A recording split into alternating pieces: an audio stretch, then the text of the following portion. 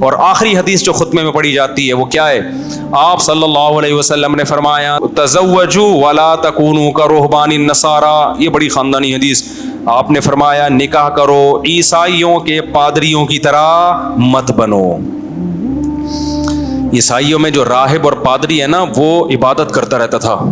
اب تو عیسائیوں میں بھی شروع ہو گئی ہے فادر جو ان کے شادی کرتے ہیں، لیکن اصل عیسائیت میں جو تحریف شدہ عیسائیت ہے، حضرت عیسیٰ کا یہ مذہب نہیں ہے.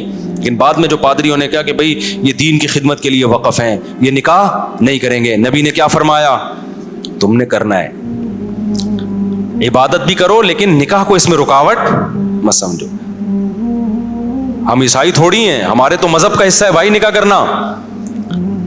امام احمد ابن حنبل نے بڑی پیاری بات کہی. انہوں نے فرمایا کہ ایک وہ شخص ہے جو نکاح نہیں کرتا، بچے بھی نہیں ہیں، اطمینان قلب کے ساتھ اللہ اللہ کرتا ہے، تہجد کبھی قضا نہیں ہو رہی، فجر پہلی صف میں کچھ ہے ہی نہیں کوئی لینے دینے والا، ٹھیک ہے نا، آتا ہے، پھر اشراق کی نماز پڑھ کے جاتا ہے، پھر چاشت پڑھتا ہے، پھر یہ کرتا ہے، پھر وہ کرتا ہے، اوابین ساری نمازیں اس کی سیٹنگ پہ چل رہی ہیں اور دین کی خدمت میں لگا ہوا ہے، اللہ اللہ ہر وقت. یہ بھی ہے نیک بندہ. فرمایا دوسرا وہ ہے جس کے بیوی بچے ہیں، وہ بیچارہ نماز پڑھنے آتا ہے، پھر فکر ہوتی ہے یار پراٹھے کے پیسے نہیں ہیں، آج گھر والوں کو کھلاؤں گا کہاں سے، کہتا ہے یار کوئی جاب دلا دو مولوی صاحب. یہ ٹینشن میں اس طرح عبادت نہیں کر پاتا. پھر یہ اللہ سے دعائیں مانگتا ہے، اللہ مفتی طارق مسعود کا بیان سن کے 18 بچے پیدا ہو گئے ہیں، کوئی رزق کا بندوبست کر دے. اتنی بیویاں رکھ لی، اتنے بچے پیدا ہو گئے، عبادت بھی نہیں کرنے دے رہے. نماز پڑھتے ہیں تو کوئی نہ کوئی آ جاتا ہے. اب میں نماز پڑھ رہا تھا، سنتیں پڑھ رہا تھا، بچہ آ کے نا اس نے الٹی کر دی پوری جائے نماز، آدھی میرے کپڑوں پہ آدھی جائے نماز پہ. خشوع خضوع گیا، گھن بھی آ رہی ہے بھائی یہ کیا کر دیا. اب جو صوفی ٹائپ کے لوگ ہوں گے بولیں گے ایکچولی کیا ہے، ہم تو خوشبو لگا کے اود چھڑک کے نماز پڑھیں گے، لیکن ہمیں ذرا بھی تکلیف، کیونکہ اب اللہ کے لیے کر رہے ہیں، اللہ اسی میں کیا ہے خوش ہے. اللہ کہتے ہیں مجھے یہ لائف پسند ہے. اللہ کیا کہتا ہے؟ وہ جو مالداروں کی لائف ہے نا، ہر چیز سلیقے سے تمیز سے رکھی ہوئی ہے.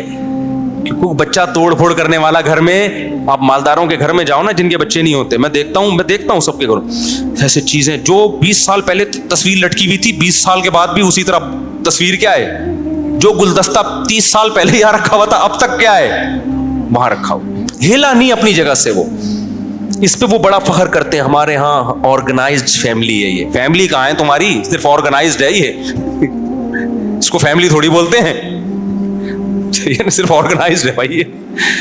اور چادریں وادریں تکیا بستر سب اپنی جگہ، ایسا ویل آرگنائزڈ لوگ ہیں یہ. آپ میرے گھر آؤ نا، جو چیز آپ کو جہاں نظر آ رہی ہے 5 منٹ میں وہاں سے کیا ہوگی، وہ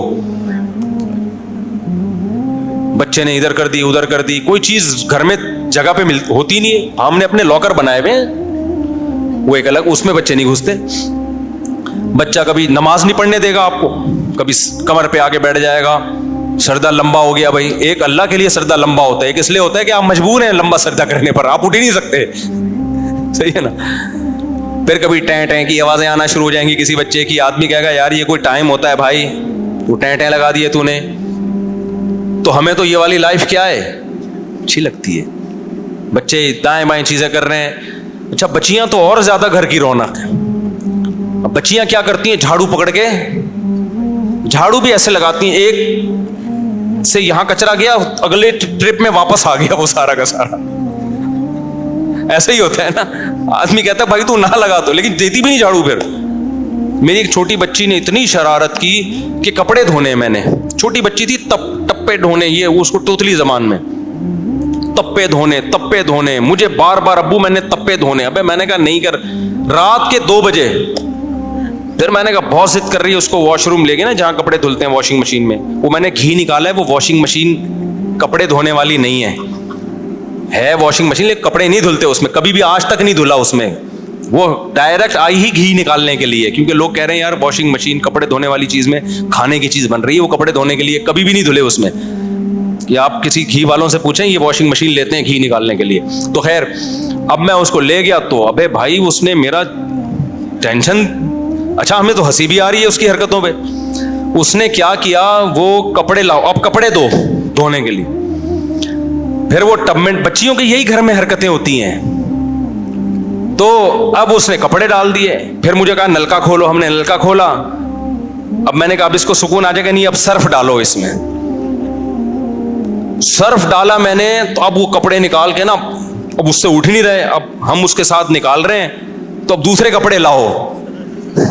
میں نے کہا یار پورے کپڑوں کا بیڑا غرق. اور اتنا ضد کرتے ہیں نا بچے ان حرکتوں پہ کہ نہیں دھونے ہیں. جب بہت زیادہ ہو گیا میں نے کہا بیٹا یہ زیادہ ہو گیا ہے, سارے کپڑے کا بیڑا غرق ہو جائے گا, اس کے تو شوق ہی ختم نہیں ہو رہا. تو یہ آرگنائزڈ فیملی ہے, آرگنائزڈ.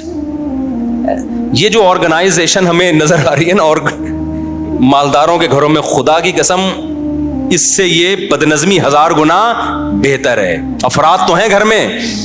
ہمارے نانا سے لوگ پوچھتے تھے, ان کی بڑی ماشاءاللہ آل اولاد تھی, ان انتقال ہو گیا 99 سال میں. خوش تھے تبھی تو 99 سال میں گئے نا دنیا سے, کیونکہ بچے بھی ہیں, آل اولادیں بھی. ان سے کوئی پوچھتا تھا کہ آپ کے گھر میں خیریت ہے, وہ کہتے ہیں خیریت کم بختوں کے یہاں ہوتی ہے بھائی, بدقسمتوں کے یہاں, جن کے یہاں کوئی ہوتا ہی نہیں ہے, بندے ہی نہیں ہوتے, نہ بیٹے نہ بیٹیاں نہ پوتے نہ پوتیاں نہ بہویں نہ داماد, ان کے یہاں خیریت ہی خیریت. جو گلدستہ جہاں رکھو گے 10 سال کے بعد بھی وہاں, یہ خیریت ہے یا نہیں ہے؟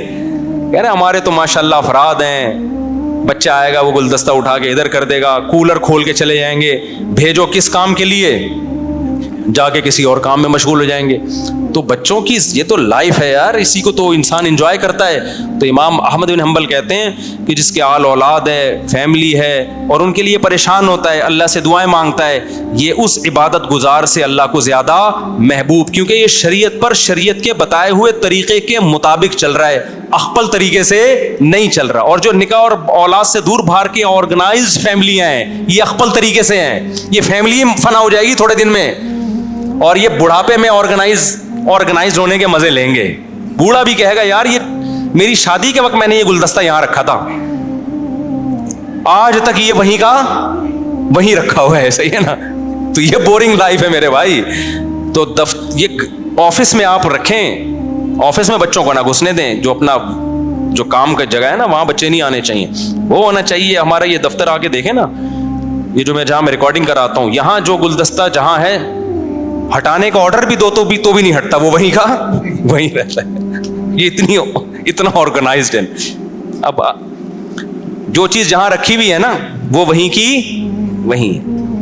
وہ جب بہت دفعہ بولو کہ بھائی ہٹا دو تو پھر 6-7 مہینے میں جا کے ہٹنے کی, وہ تو ہر جگہ دفتروں میں کا یہی حال ہے. وہ ہمارے ساتھی ناراض ہو جائیں گے مجھ سے, ہماری شکایت کر رہے ہیں. تو اللہ تعالیٰ سے میرے بھائی, یہ پورا میں نے نکاح کا تھوڑا سا آپ کو خطبہ بیان کیا, چکے نکاح تھا, ہم نے کہا چلو سورہ الحاقہ سے ہٹ کے تھوڑا سا آج نکاح کے خطبے پہ, کئی بار لوگ کہہ رہے تھے, تو سمجھ میں آ گیا نکاح کا خطبہ. یہ پورا ایک لائحہ عمل, کتنا خوبصورت خطبہ اسلام نے رکھا ہے یار, تاکہ دولہا دلہن کو اچھی طرح بات کھوپڑی میں بیٹھ جائے. اللہ تعالیٰ سمجھنے کی عمل کی توفیق عطا فرمائے.